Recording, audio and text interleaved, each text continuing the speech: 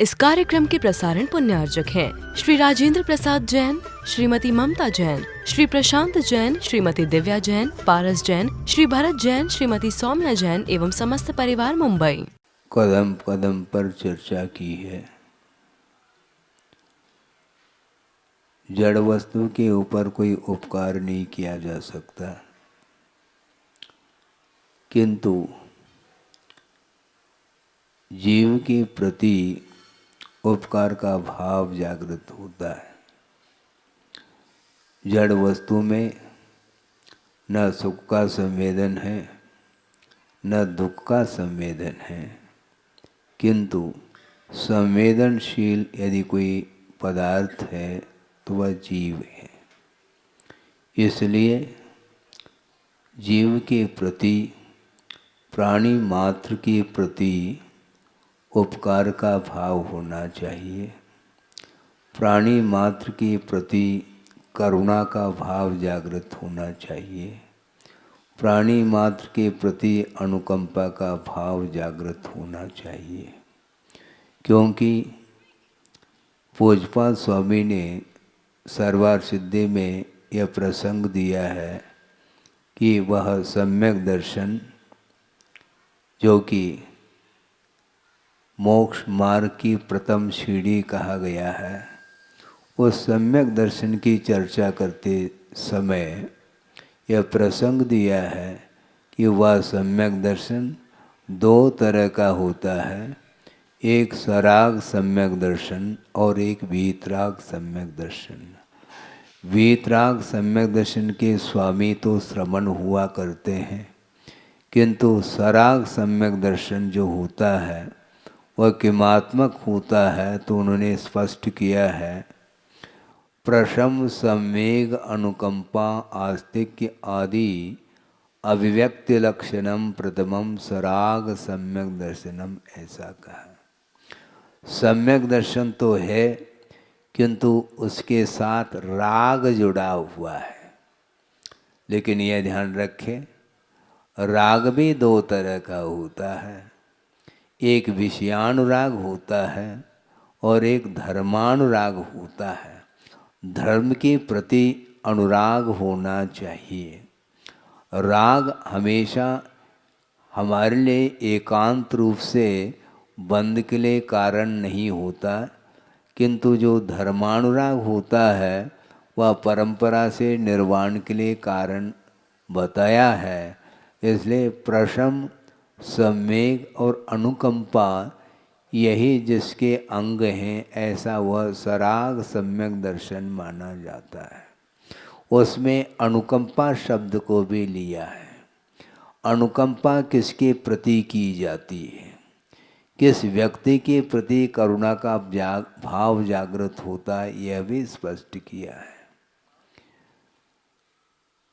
आप लोग दूर दूर से आए हैं। अभी यह परिचय दिया जा रहा था कि अहिंसा के पुजारी, अहिंसा के अग्रदूत, ऐसे शब्दों के प्रयोग आपने किए हैं। ठीक किया है आपने, क्योंकि अहिंसा के प्रति लगाव जो होता है वह विरल व्यक्तियों के जीवन में ही वह लगाव उत्पन्न होता है। बहुत सारे ऐसे भी इस धरती पर जीव हैं, मनुष्य के रूप में हैं, इसके उपरांत भी उनकी वृत्ति पशु से भी गई बीती देखने को मिलती है। एक सिंह को भी आपने देखा होगा, सुनते हैं, वह जो सिंह अर्थात व्याघ्र है वह शिकार करता है, किंतु शिकार कब करता है, जब भूख लगी है तो वह शिकार करके उस भूख को शांत करता है। उसके बाद वह शिकार नहीं करता, ऐसा भी सुनने को मिलता है। आप सोचो समझो, प्रत्येक जीव के साथ पेट लगा हुआ है। सुन रहे हैं आप?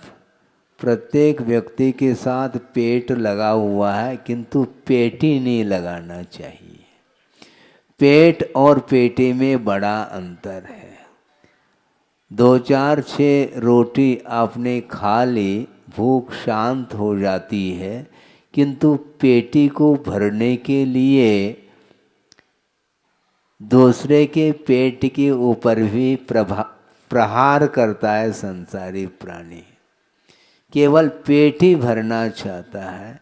जीवन जीने के लिए आपको ये चाहिए कि जिस प्रकार मैं अपने जीवन को सुख और शांति के साथ व्यतीत करना चाहता हूँ, उसी प्रकार प्रत्येक जीव की यह इच्छा होती है। इसलिए दूसरे के प्रति भी करुणा का भाव जागृत होना चाहिए, लेकिन नहीं हो पाता। आचार्य महाराज ने एक बार ये कहा था कि अपने लिए रोना ये आर्त ध्यान है और दूसरे के लिए रोना धर्म ध्यान है। दोनों रो रहे हैं, किंतु स्वार्थी संसारी प्राणी अपने लिए रोता है, भगवान के सामने भी हाथ जोड़ करके रोता रहता है। भगवान कहते हैं रो नहीं। यदि रोना आपको पसंद है तो दूसरे के दुखी जीवन को देख करके रोना चाहिए कि हे भगवान, इसका दुख कब दूर हो। हम अपने दुख को दूर करने के लिए तो कटिबद्ध है, किंतु दूसरे के जीवन में जो आपदा आई है, जो विपत्ति आई है, जो संकट आया है, उस संकट को दूर करने की जो एक भीतर की जो लगनशीलता है, ललक है, उसको बोलते हैं करुणा भाव। करुणा देखने को नहीं मिलती है, क्योंकि स्वार्थपरायण जीवन जीने वाला व्यक्ति वह कभी भी दूसरे के प्रति वह दया का भाव नहीं रख पाता, मात्र अपना अपना अपना सोचता है। जबकि अपना कोई नहीं, वह सब सपना है। इसके उपरांत भी वो अपने जीवन को सुखमय बनाने के लिए यहाँ पर स्वर्ग उतर जाए, इस प्रकार का वह प्रयासरत रहता है। किंतु ये ध्यान रखो, शारीरिक जो शांति है, सुख है, वह वस्तुतः सुख नहीं, सुखाभास है, ऐसा कहा है। कहा तो है महाराज, ये सब शास्त्रों में कहा है, किंतु देखने को कहाँ मिल रहा है? देखने को कहाँ मिल रहा है? ये एक दूसरे को देख करके बोल रहे हैं, किंतु आचार्य कहते हैं देखने को नहीं मिलता। स्वयं ही उस रूप अपने जीवन को ढालने का प्रयास करना चाहिए। तो मैं ये कह रहा था कि सम्यक दर्शन होते हुए भी वह एक तरह का नहीं है, किंतु राग के साथ संबंध को लेकर के जो सम्यक की उत्पत्ति होती है, उसको सराग सम्यक दर्शन की संज्ञा दी है। और वह सराग सम्यक दर्शन की मुख्यता गृहस्थ जीवन में हुआ करती है। महाराज, हमारे लिए भी कुछ धर्म का लाभ हो, क्यों नहीं होगा? क्योंकि धर्म वस्तुतः अहिंसा प्रधान धर्म है।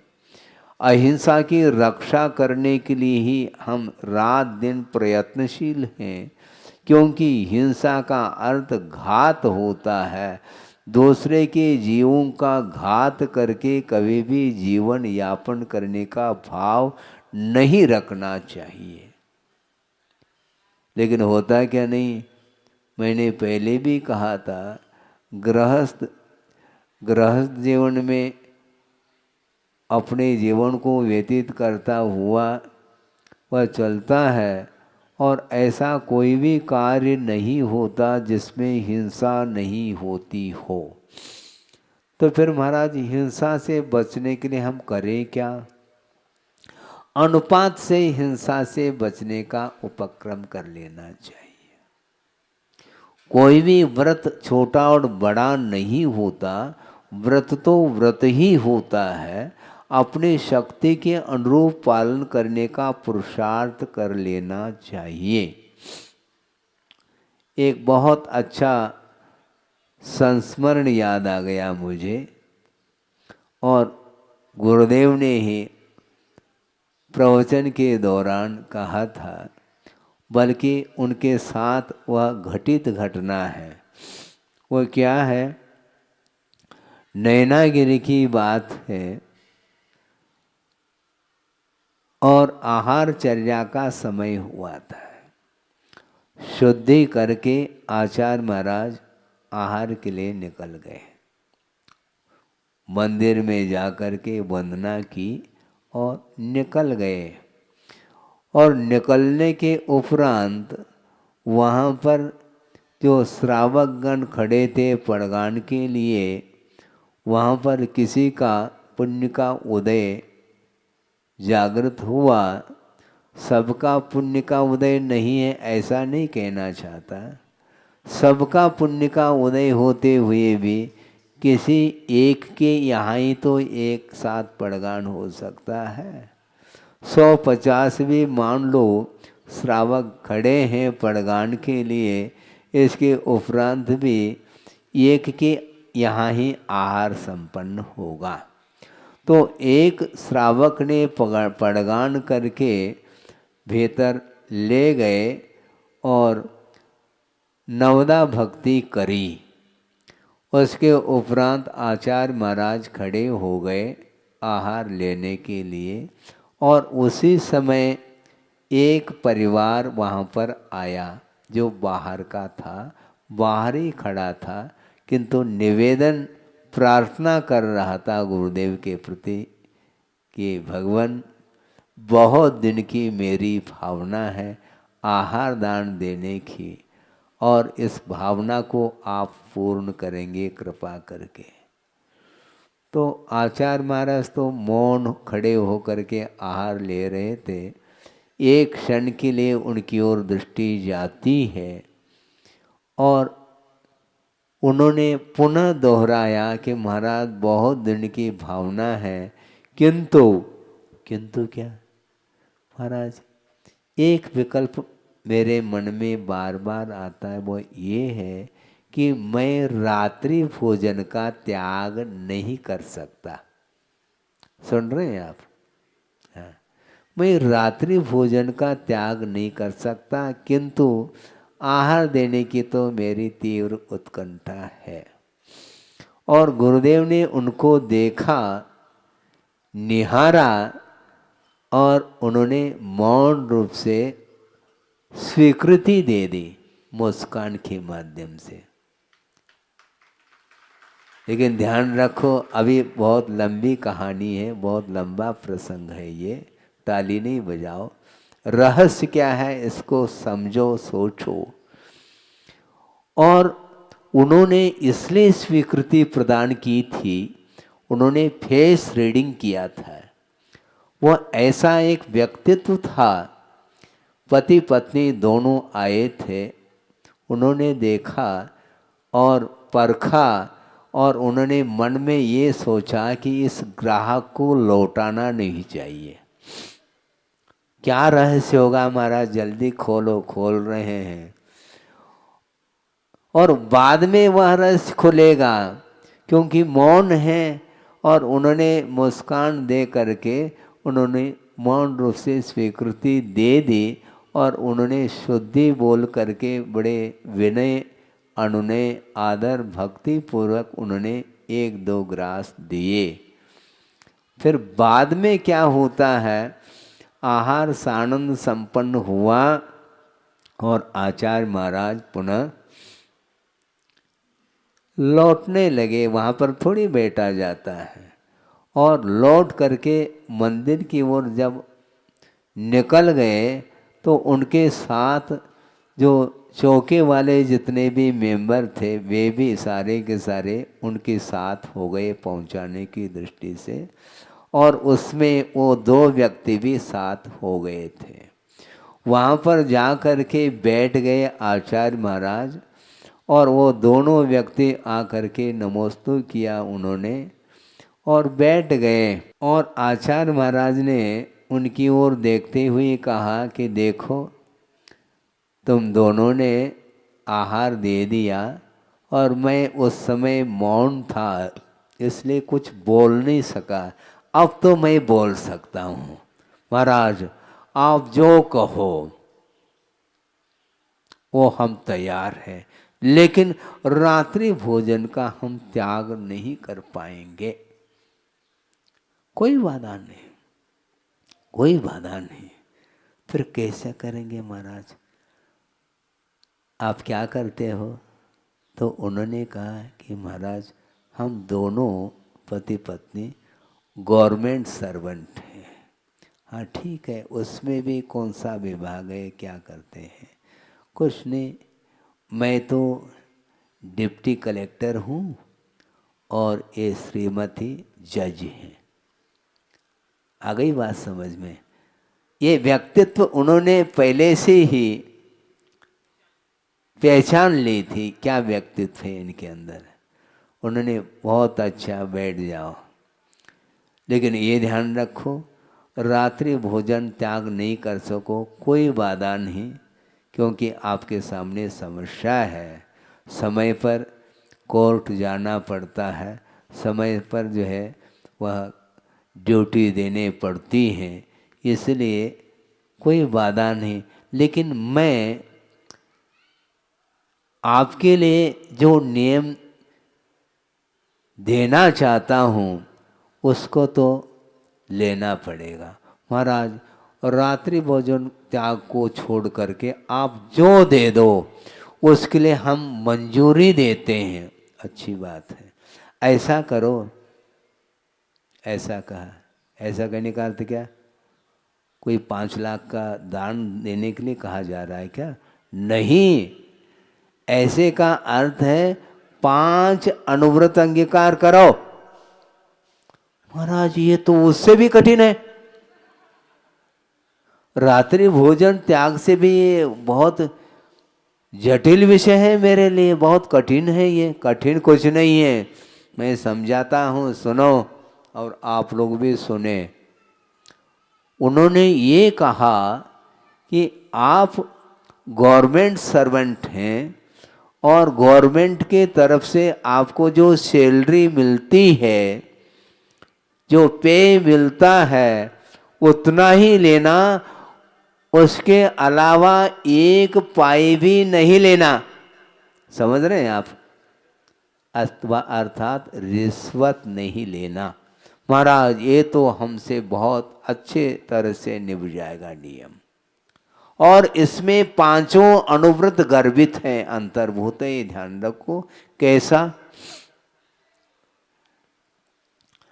जो सैलरी मिलती है उसके अलावा 1 पाई भी हम नहीं लेंगे। इसमें सत्य व्रत का पालन होगा।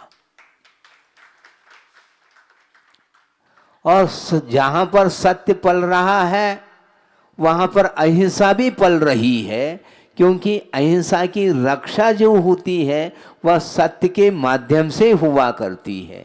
इसलिए सत्य व्रत पालन हो रहा है, क्योंकि 1 पाई भी हम रिश्वत के रूप में नहीं देंगे। जब सत्य का पालन होगा तो चोरी संभव नहीं। जहां पर सत्य नहीं वहां पर चोरी भी है, और जहां पर सत्य का अनुपालन होगा वहां पर अहिंसा धर्म का भी अनुपालन होगा।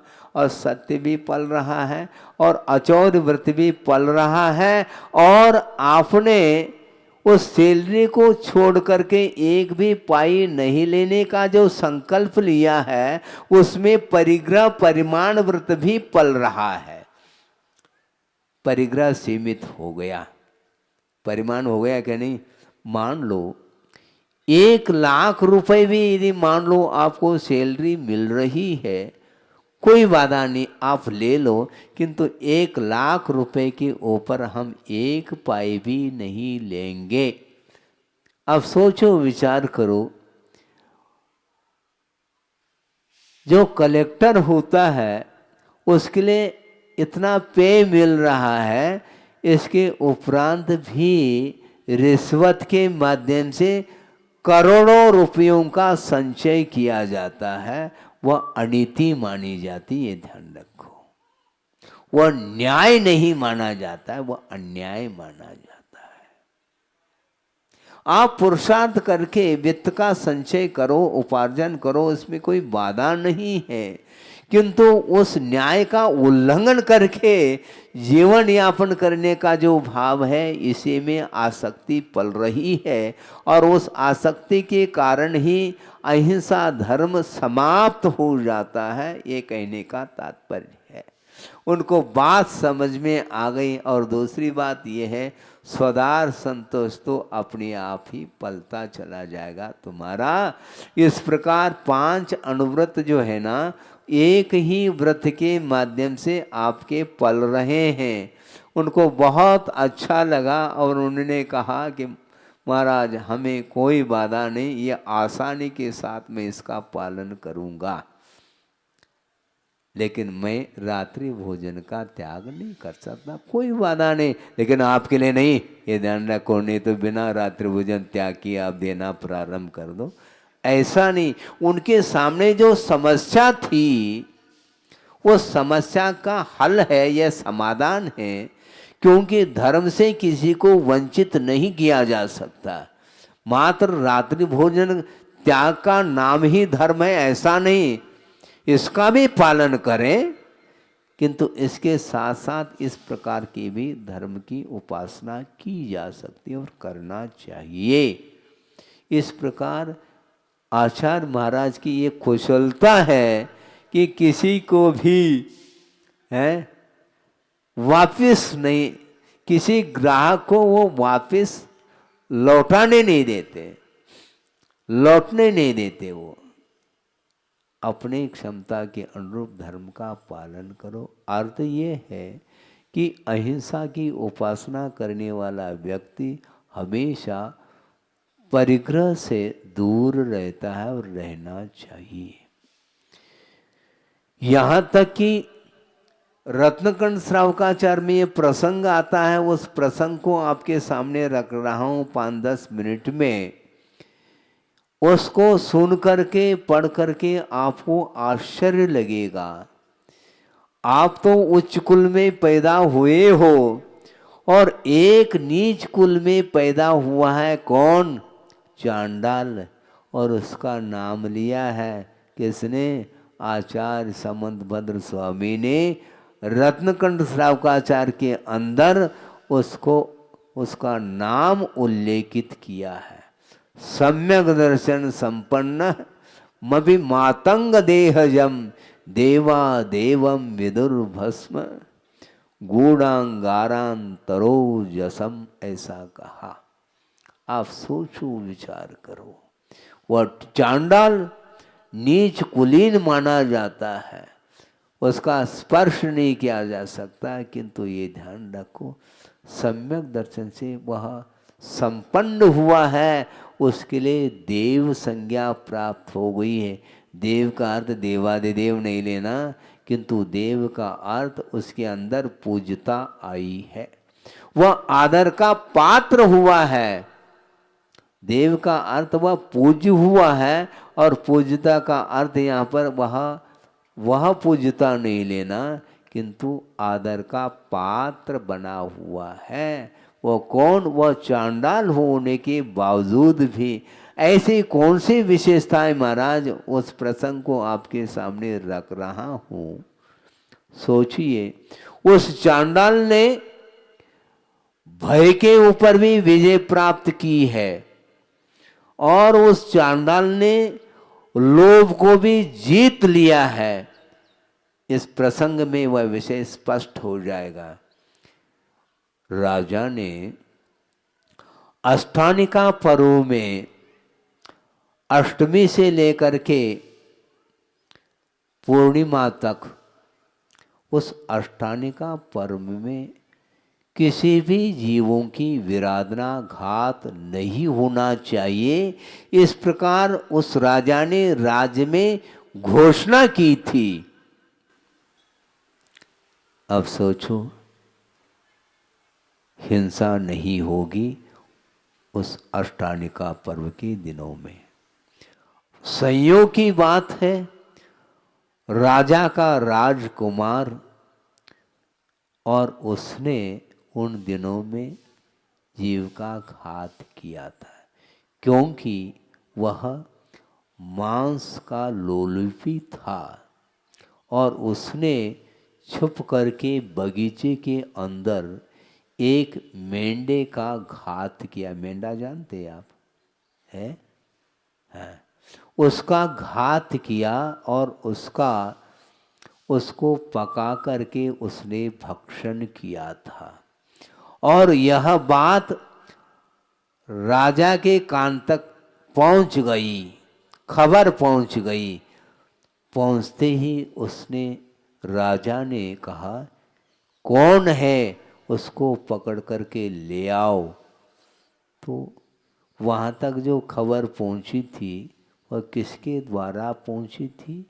एक माली था उस बगीचे में, और उसने एक दिन पेड़ के ऊपर चढ़ा था और वहाँ से उसने उस राजकुमार ने जो मेंढे का घात किया था, वध किया था, उस कृत्य को उसने देखा था और उसने ही खबर पहुंचाई थी राजा के दरबार तक जाकर के। राजन, आपने घोषणा की थी अष्टानिका पर्व में घात नहीं करने का, किंतु आपके पुत्र ने ही घात किया।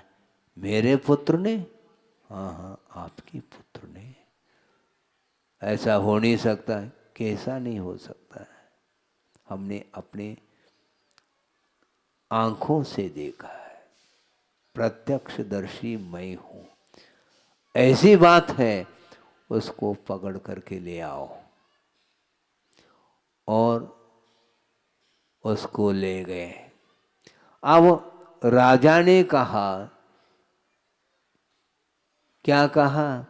इसने राजा के आदेश का उल्लंघन किया है, यह एक अपराध किया और साथ साथ जीव की घात करने का अपराध किया, इसलिए इसको इस प्रकार छोड़ा नहीं जा सकता। ये महान अपराधी है, इसलिए इसको प्राण दंड दिया जाएगा। लेकिन देने वाला कौन है? कौन? हाँ, चांडाल, जल्लाद भी बोलते हैं उसको। और राजा ने कहा, उस चांडाल को बुलाओ और अभी इसको प्राणदंड देना है। तो चांडाल को बुलाने के लिए राज्य की जो कर्मचारी थे, कोतवाल आदि, वहाँ पर पहुँच गए। कहाँ पर? जहाँ पर वह रहता था उसके घर पहुँच गए।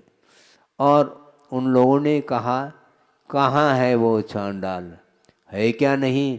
तो उस चांडाल की पत्नी ने कहा,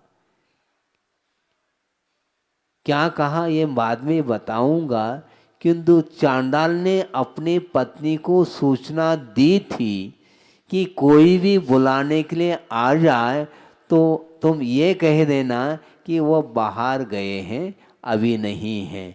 और वह छुप करके घर के भीतर ही बैठा था। और उस कोतवाल आदि आ गए बुलाने के लिए। उन्होंने कहा कि कहाँ है वो चांडाल? नहीं, वो बाहर गए हैं। अरे, वो अभागा है। आज यदि वह उपस्थित होता तो उसके वध के द्वारा राजा के माध्यम से उसको पुरस्कार मिल जाता है, क्योंकि वह चांडाल है। वध करता तो उसके लिए इनाम मिल जाता राजा के माध्यम से। वह अभागा कहाँ चला गया? तो पत्नी के मन में लोभ जागृत हुआ। अच्छा, ऐसी बात है, वो बाहर गए हैं, बाहर गए हैं, ऐसा 2-4 बार बोल तो दिया, किंतु हाथ से संकेत कर दिया कि अंदर है। ये लोभ आ गया मन में। अच्छा अंदर है, तो जा करके कोतवालों ने उस चांडाल को पकड़ लिया और राजा के पास खड़ा कर दिया। अब राजा ने कहा देर मत करो। क्या करना है राजन? कुछ नहीं करना है, ये राजकुमार है और इसने राज की आज्ञा का उल्लंघन किया है और जीव का घात किया है। इसको जल्दी से जल्दी क्या करना है? इसका घात करना है। तो राजन, मैं घात तो नहीं कर सकता। क्यों, क्या बात है? मैंने चतुर्दशी के दिन वध के त्याग का संकल्प लिया है। सोचो, विचार करो। इसके पीछे भी थोड़ा सा विषय और है, उसको भी आपके सामने रखूं।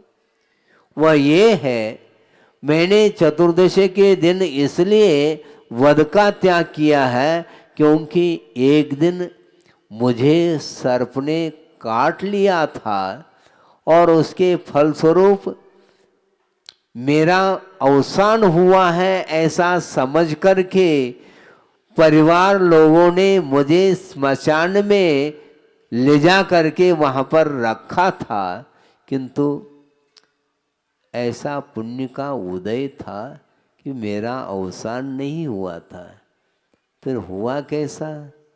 वहाँ पर एक रिद्धिधारी मुनि महाराज थे जो कि ध्यान में लीन थे, और उनके पास कौन सी रिद्धि थी? औषध रिद्धि।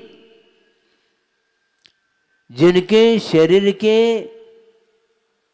स्पर्श से वह वायु जिसको स्पर्शित हो जाए वह जीवित हो जाता है। सोचो, विचार करो। ऐसे औषध रिद्धि के धारक मुनि महाराज के शरीर के स्पर्श से वह हवा बह रही थी और वह हवा का स्पर्श उस चांडाल से हुआ और वह चांडाल जो मृत जैसा प्रतीति में आ रहा था वह जीवित हो गया।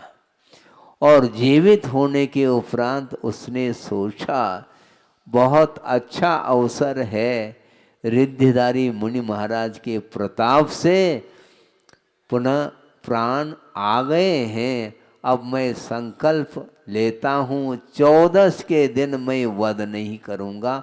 अन्य दिनों में तो वह वध करेगा, किंतु ये ध्यान रखो, अहिंसा धर्म का पालन उसने 14 के दिन उसने वध का त्याग किया था, किंतु उसका वह संकल्प, प्राण भी चले जाएं किंतु वह संकल्प अडिग रहेगा।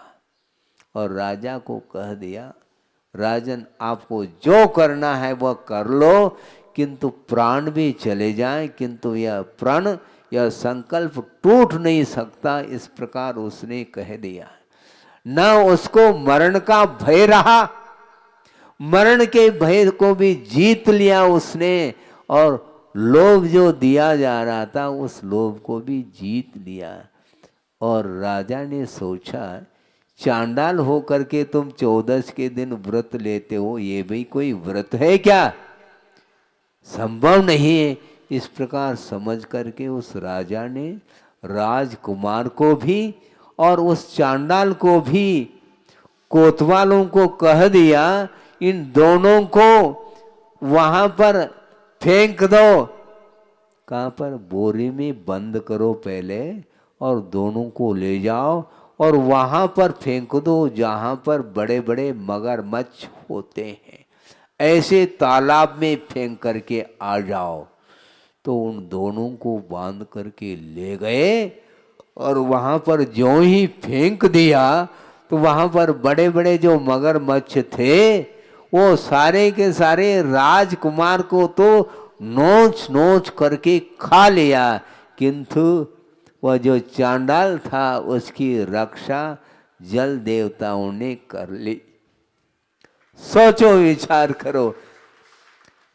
सिंहासन कर लिया किसके लिए? चांडाल के लिए। उसकी जीवन की रक्षा कर ली। किसका प्रताप है ये? अहिंसा संयमो तवो देवावितस पणमंती जस धम्मे सया मनो धम्मो मंगल मुख्यटम अहिंसा संयमो तवो। अहिंसा और तप से युक्त जो धर्म होता है वह वस्तुतः उत्कृष्ट धर्म माना जाता है, और वह धर्म जिसके हृदय में स्थान मिल रहा है, जिसके हृदय में अहिंसा धर्म के लिए स्थान मिल रहा है, उसकी रक्षा देव लोग भी आकर के करते हैं। इस प्रकार आगम में उल्लेख मिलता है। सोचो, अहिंसा धर्म की महिमा तो सोचो। इसलिए आप लोगों को भी ये चाहिए, पशुओं की रक्षा करने के लिए आप लोगों को हरदम कटिबद्ध होना चाहिए। मनुष्य के लिए तो बहुत सारा प्रबंध है, किंतु पशुओं के लिए कोई प्रबंध नहीं है बंधुओं। आवारा घूमते रहते हैं और उनका वध होता रहता है। ट्रक के ट्रक भर करके ले जाते हैं, और ऐसे ट्रक को भरते हैं कि वहां पर पहुंचते पहुंचते भी कई पशु मर जाते हैं। श्वास लेने के लिए गुंजाइश नहीं, इस प्रकार उसको ठोस भर देते हैं। ऐसी जीवन की दशा उनकी होती है। आप लोगों का कर्तव्य है, हाँ, आप लोग प्रवचन सुनने के लिए बैठे हैं, मैं आलोचना नहीं कर रहा हूँ। आपके लिए प्रबंध क्या है देख लो, हैं? ऊपर क्या है? छत्र। सुन रहे हैं आप? ऊपर जो छत्र हैं घूम रहे हैं आपके ऊपर, इतना तो प्रबंध है मानव के लिए। पशुओं के लिए क्या प्रबंध, मुझे बताओ आप। सोचो, विचार करो। ऐसी स्थिति में आप लोगों का कर्तव्य है इस प्रकार प्रतिदिन, जहाँ पर स्लॉटर हाउस में हजारों की संख्या में बड़े बड़े पशुओं का भी वध होता है, इस प्रकार सुना गया। यांत्रिक जो कत्ल खाने खुले हुए हैं, वहाँ पर लाइन के लाइन लग जाती है, पशुओं की लाइन, और वो सारे के सारे उनकी दुर्दशा हो जाती है, जीवन का अंत हो जाता है उनका। जबकि उनकी जीवन की रक्षा की बात करो, क्योंकि पशु जीवन में भी यदि उन्हें जीवन दान किसी के द्वारा मिल जाता है तो उसके माध्यम से इतना उपकार होगा आपके ऊपर उन जीवों के द्वारा, जिसका हम बखान नहीं कर सकते हैं, क्योंकि इसको अभय दान की संज्ञा दी है, ये ध्यान रखो। उनको मानवों के द्वारा पशुओं के लिए अभय दान मिलना चाहिए। इसको सबसे महत्वपूर्ण दान माना है। आहार दान का निषेध नहीं, किंतु आहार दान के माध्यम से वह एक तात्कालिक उसके ऊपर उपकार हो रहा है। 24 घंटे के लिए आपका आहार उपयोग में आता है, किंतु जिसने जीवन दान दिया है वह पशु भवांतर में भी उस व्यक्ति को नहीं भूल सकता। अहिंसा परमो धर्म की जय। बोधि समाधि परिणाम शुद्धि स्वात्मोपलब्धि शिव शोक सिद्धि चिंतामणिम चिंतित वस्तुदाने त्वां वंद मानस्य ममास्तु देव। इस कार्यक्रम के प्रसारण पुण्यार्चक थे श्री राजेंद्र प्रसाद जैन, श्रीमती ममता जैन, श्री प्रशांत जैन, श्रीमती दिव्या जैन, पारस जैन, श्री भरत जैन, श्रीमती सौम्या जैन एवं समस्त परिवार मुंबई।